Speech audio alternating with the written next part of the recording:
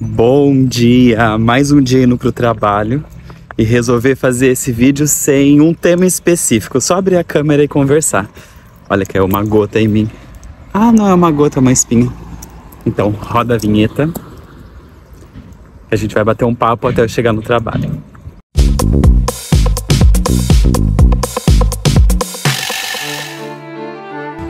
Tô aqui fazendo o meu Ho'oponopono com o meu japamala.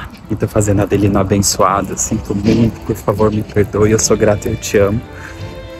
Enquanto eu tô passando essa catarse, essa crise financeira, eu entrei nessa situação por uma vontade dos meus chefes. Se eles quisessem, já poderia ter resolvido. E aí eu vou explicar uma situação. Bom, funciona assim.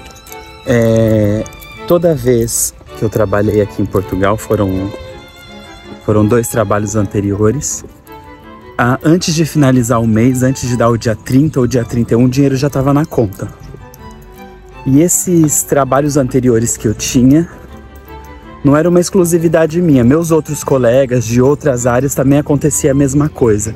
Às vezes até no dia 25 já pagava. Então você trabalhou no mês de março, você recebe no mês de março.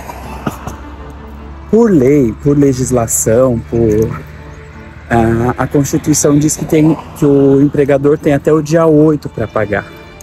Mas os portugueses adiantam, eles pagam. Então eu já estava acostumado a sempre pagar o aluguel. Meu aluguel vence no dia 5, então eu estava sempre acostumado a pagar minhas contas já no final do mês. E o meu chefe, apesar de ser um cara que tem grana, ele quer ganhar tempo. Então, ele preferiu não pagar os funcionários, são só 2, no dia 31, que ele disse que iria fazer, então não foi uma coisa da minha cabeça. E para arrastar até o dia 5, dia 8. Só que tem um detalhe desse assunto. Ele pediu para eu sair do meu antigo trabalho e eu saí. E fiquei 2 meses parado, sem salário, porque ele não quis pagar. Porque ele falou que só ia pagar salário quando a loja estivesse aberta. Então ele poderia ter me pedido para eu sair só depois que a loja estivesse aberta. Enfim, foi uma falta de comunicação. Eu confiei nele, depois ficou a palavra dele contra a minha, que ele disse que não me diz. Eu já estava sem emprego, já estava contando com esse trabalho. Então eu senti na minha energia, eu senti no meu coração, que essa é uma situação decorrente na minha história. Sempre tive chefes abusivos, sempre tive histórias similares, mas desse nível tão intenso é a primeira vez, primeira e última. Então eu decidi olhar para essas questões. Então, por exemplo, na antiga loja que eu trabalhava, eu também tinha um chefe abusivo, só que eu respondia, eu batia a boca e mostrava o meu ponto de vista, não baixava a cabeça. Mas eu sinto que ele também não me respeitava.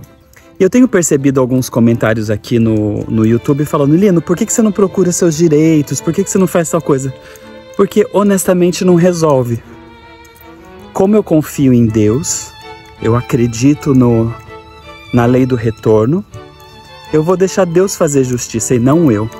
Porque eu acredito que se eu for falar com ele, tipo, pelo amor de Deus, paga meu salário. A gente já falou, eu e minha outra colega, ela também tá sem dinheiro. A gente já falou em reunião com ele. Ele falou assim: eu vou pagar então na terça-feira pra vocês. Hoje é quinta. Então ele tá enrolando, ele não quer pagar, ele quer deixar pro último dia. O último dia é sábado, depois vira segunda-feira, enfim. Pra ele é indiferente, mas pra gente faz muita falta. E mais pra mim, que estou há 3 meses sem salário. Então tá uma fase bastante dificultosa.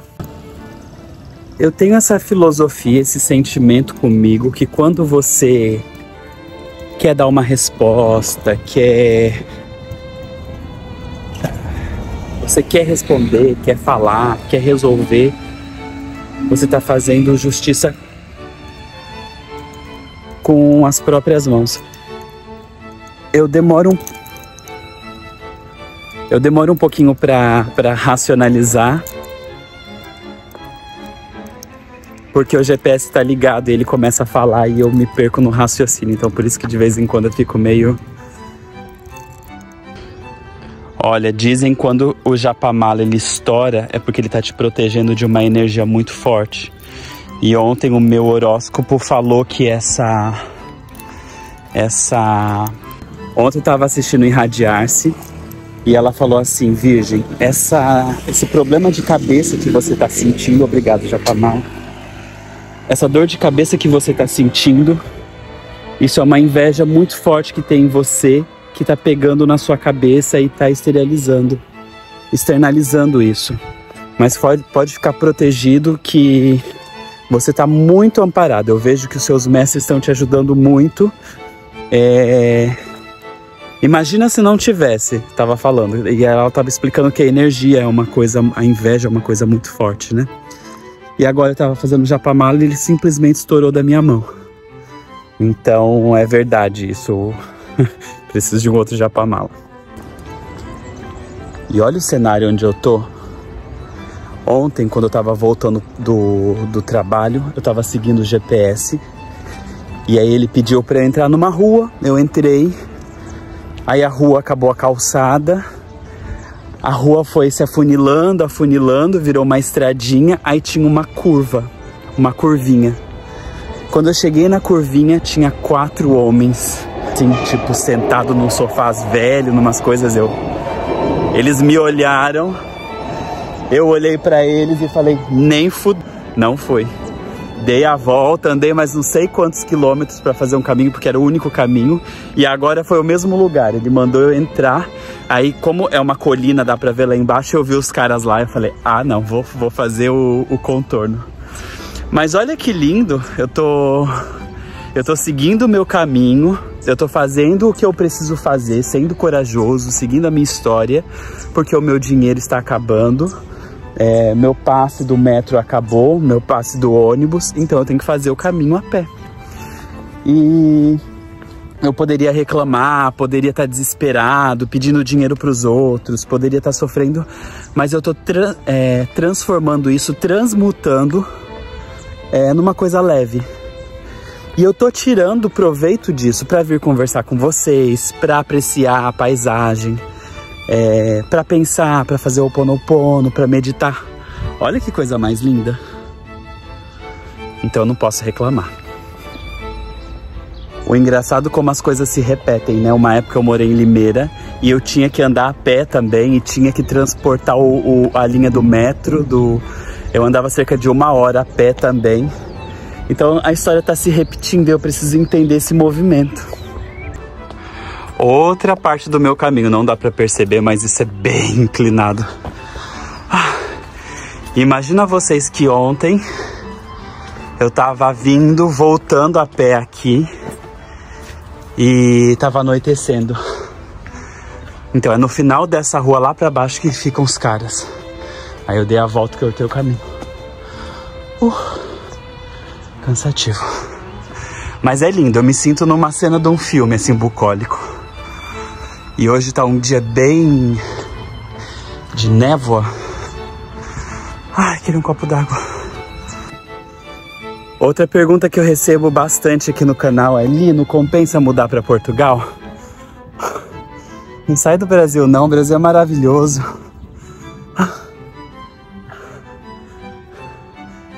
Agora que eu tô aqui em Portugal, eu começo a dar valor no quanto o Brasil é maravilhoso. As pessoas, você tá em casa, você tá na sua família, no seu meio. Aqui tudo fica mais difícil. Aí agora, eu acho que eu tenho que virar desse lado. Deixa eu ver. Outra coisa que eu recebo bastante mensagem é assim: Lino, por que você não faz visualização para melhorar a sua realidade? Gente, tudo isso eu faço, eu procuro estar no estado vibratório, eu cocrio coisas que eu quero, inclusive trabalho, inclusive clientes, situações, mas eu sinto que isso é uma limpeza, que também eu pedi. Então quando a limpeza lá vem, não importa a visualização que você fizer, a limpeza vai ter que acontecer. Então eu já falei pra vocês, eu não romantizo a RH. A RH é um processo muito intenso e muito difícil.